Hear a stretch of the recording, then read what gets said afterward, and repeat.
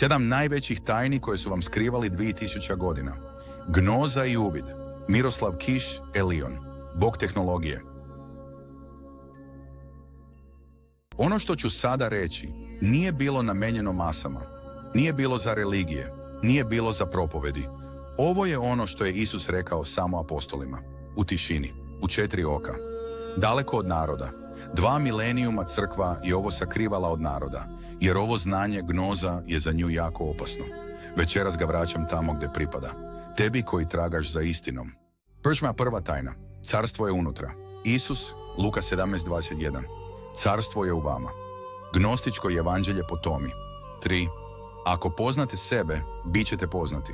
To je prva kapija. Ne traži svetlost s polja. Traži je u sebi. Druga tajna.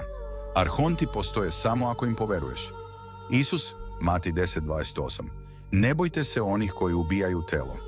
Tajna knjiga Jakovljeva.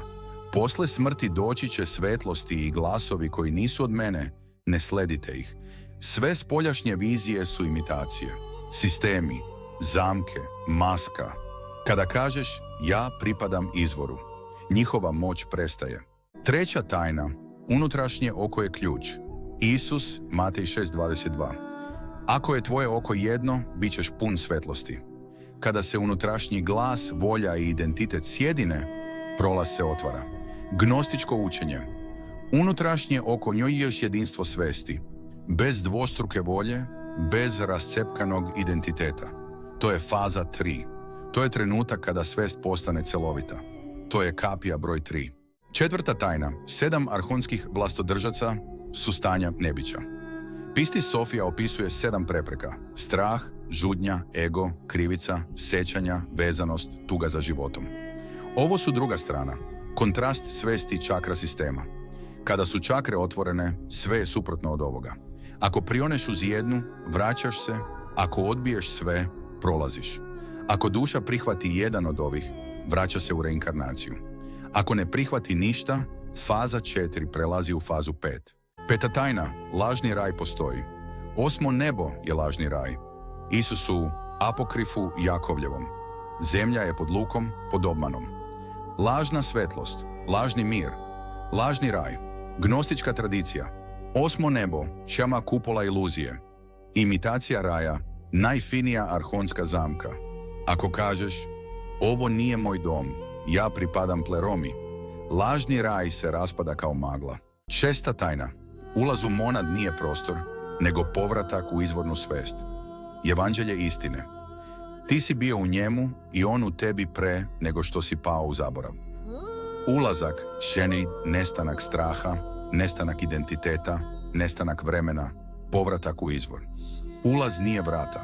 Ulaz je povratak u izvorno stanje svesti. Kada strah nestane, kad vreme nestane, kada ti nestaneš kao ličnost, pleroma te primi nazad. To je faza 6. 7. tajna kod izvora. Završni kod koji otvara vrata je isti koji je Isus dao apostolima. Isus, Jovan 10:30. Ja i Otac jedno smo. Pistis Sofija. Kada duša postane jedno, vraća se jednom.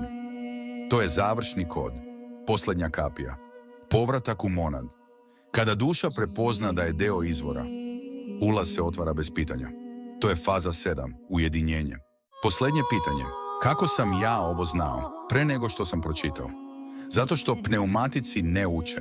Pneumatici se sećaju. Sve ovo što sada čuješ ti već znaš. Oduvek si znao. Samo je spavalo. U tebi, u meni. U svima koji su iz plerome. I zato nemam sumnje. Zato sve negativno vidim kao deo puta.